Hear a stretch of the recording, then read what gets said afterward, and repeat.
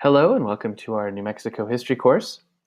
My name is Brandon Morgan and I am the instructor for our class. We'll be working hard together for the next 2 weeks. So I just want to make sure that we all get off on the right foot. And I am recording this screencast to give you a tour of our course. So mostly I want to focus on kind of how to navigate the course and just to let you know how I've set things up in here. So that if you're looking for something, you'll be able to find it, so that if you have questions, you'll know what to do. And also, I just want to say a little bit as we go in terms of hints and ideas for getting the work done during the 2-week intersession. So we will go from here. Also, I want to say this in a few places. We'll be using a lot of different digital tools in this course. If you have any questions or concerns, please don't hesitate to ask me. Contact me as soon as you have questions, as soon as you're wondering about anything, whether it relates to Twitter or Tiki-Taki or WSpark. Those are all tools that are very powerful for helping us to connect to each other and also for helping us think a bit more deeply about history and also the digital world and our digital presence in this current moment when everything is so connected in that way. So again, that's the purpose, that's where we're going, and please ask questions early and often. Hopefully this all looks familiar to you. This is the course landing page. If you scroll down, you'll notice there are a couple of reminders. Click start here. You've probably already done that if you're watching this video the first time, but of course, once you've already entered the course once, you can just go ahead and go to the learning modules or wherever it is you need to go to get the work done that you're working on. You can click here for announcements as well as over here in the course menu. This link will take you to our course hashtag in Twitter, and then this will help you find your grades. Of course, there are links to those things in other places as well.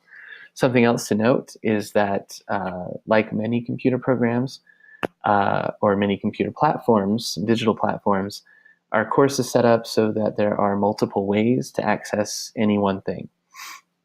The key to the course, though, is the syllabus and the learning modules.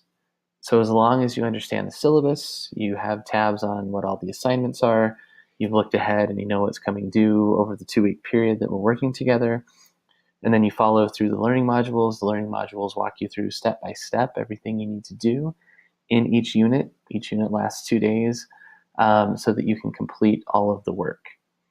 Please note that for Unit 1, everything is due on the second day. So everything for Unit 1 is due on Tuesday, April 30th. For Units 2 through 6, some assignments are due on the first day of the unit, others are due on the second day. So there are things that are due each day. All of that is to help you keep your pacing, to make sure that you complete all of the work by the time the course is over. You may have questions about late work. You may have noticed in the syllabus that I do accept late work. During the 2-week intersession, I'm pretty happy to accept late work because I figure if you can get everything done in 2 weeks, that's amazing. If you can put your best foot forward. Please don't get behind, though, because, again, we're only together for 2 weeks, and there's not a lot of time to catch up if you do get behind. So I do suggest trying to stay up with the course schedule, but if something happens, things get in the way, just contact me, let me know, and we can work through that. All right. Please do click the Start Here tab. Of course, you're watching this video, but go to, well, I'll click on it now. I'm trying not to sneeze because that's loud in the speaker. I think I've avoided it. So you're watching this video. This is an old one that I've just replaced. Do click on the Start Here module. I won't go through it step by step with you, but much of it is reference, but it's important types of information that provides tutorials and help if you might need it. Of course, here's where you can find the syllabus. I sent that to everyone via email, but I know that a few people registered after I sent the email last week. So again, here you can go for the syllabus. There are links to the discussion board requirements, the netiquette requirements, and the journal instructions. The links for other assignment types are down here in course content and within the syllabus itself.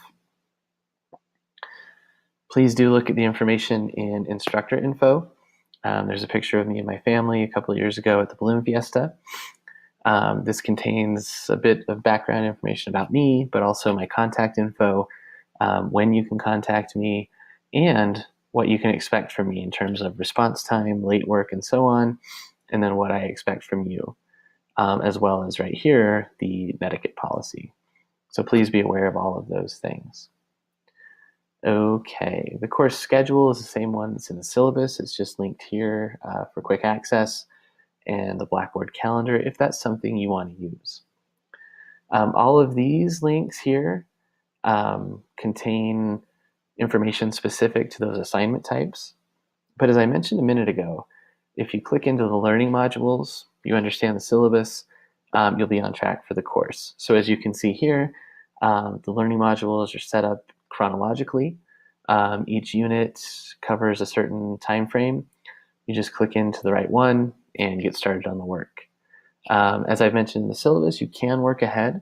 You may need to go back and make a connection on the timeline, or post some responses on Twitter if you've worked too far ahead. But again, that's something that you can keep track of on your own. And I do encourage working ahead if it's something that works for you and something you need to do to make this course fit into your schedule. I want to walk you through one of the learning modules briefly. I'm not going to click into Unit 1. It's a bit unique. It's an intro to the course. It's also an introduction to what the study of history is all about. And so the assignments there are a little bit different than what we'll be doing in Units 2 through 6. Units 2 through 6 are structured the same way. The content's different. We'll be looking at different chapters, different additional readings, different videos, but the assignments that we'll be doing for each one will be the same. So let me click on Unit 2 to show you what that looks like. Each unit contains an intro and objectives page, so this will tell you a little bit about what we're studying, and then if you scroll down, you'll see this checklist here that will tell you what assignments are due on the first day and which ones are due on the second day. There's also this reminder in each of these that lets you know you need to be working on your discussion board assignments. Again, there is a link to the discussion board instructions in the syllabus tab and in the syllabus itself. The discussion board assignments are not part of the regular learning module work. They're things you need to do kind of on your own separate from that, as long as you get them done by the last day of the class at noon. Each of these contains objectives and old videos that I need to replace. You can tell I don't look the same anymore, but the information in the videos is still good. You can navigate these either with these arrows here or by using the table of contents. The second thing in each learning module is a list of the readings for that unit. So you'll see here Morgan chapters 2, 3, and 4. Those are the chapters that you need to read in the e-text that there are links to in the syllabus. That's at mytext.cnm.edu, where you can find that, the history of New Mexico. And then it contains links to additional readings or podcasts. Oñate's Foot, for example, is a podcast. You can listen to that if you have time to, or you can read the podcast website and get the same information. Chaco Canyon Exploratorium is kind of a virtual tour of Chaco, so it's a unique resource. And then some optional readings if you get a chance. These questions here are just to help you think through what you'll be reading, but there's no assignment connected to those. Each unit also contains film clips. As is noted here at the beginning, I understand that you will not have time to watch all of these film clips. They're here as a supplement, just to help you better understand the readings and those topics that we're studying. They're not the heart and soul of the course, the reading is. But again, if these are things you're able to watch, they're excellent, they're helpful, please do. As you scroll down, this one, the formatting got wonky. I don't know why, there's a big space here. But these cover topics ranging from how scholars study the Pueblo revolts to continuing controversies over Oñate statues and so on. So again, please check those out if you can. Every now and then I'll throw something in like this FYI section that relates to what we're studying, but it's not something that you have to look at. Again, it's just for your information. The reading tweets section in each unit is just a reminder that you need to go to Twitter in your account using our course hashtag. You just type this in, #HIST2260, no spaces. As long as you've typed that in each of your tweets, they'll appear in the course hashtag search. And the reading tweets for units 2 through 6 are 10 specific comments on the reading. So they're kind of your notes that you took as you read to point out the things that were most shocking or striking or interesting to you and why. And then you'll post 5 replies to one another. The assignment for Twitter is a little different for Unit 1, but I think it's self-explanatory there. The next step are the timeline submissions. You'll have an ID step that's due on the first day of the unit and a connection step that's due on the second day. You'll use this same submission area for both. When you click to launch, it'll take you to the same place that you'll go here in the timeline tab. So this is a moment where I want to show you 2 different ways you can get to the same thing. So again, click to launch. This will take you to the ID step submission location. As is apparent when you read through the timeline instructions, you'll need to submit your work as a Word document or similar. Depending on what word processor you have, you just use this section to browse and attach it. And then you also need to submit that to the course timeline on Tiki-Taki. And in the timeline tab, there are not only the assignment instructions, but and a link to the timeline itself, but also these video tutorials that walk you through how to use Tiki-Taki. So again, please take some time, become familiar with those. This one is the nuts and bolts of how you use Tiki-Taki. This one talks about more of what you need to write when you post on the timeline, and a significant, or I shouldn't use that word, but an important element of each timeline post is your explanation of historical significance, and this video talks about that.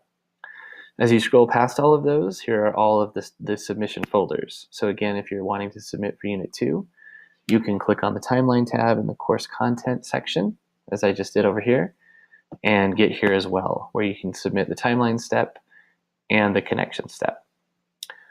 Going back into the learning modules, then, if we're still working on Unit 2, you just click back in, and of course it begins at the first section of that module, but then you can use the table of contents to skip ahead.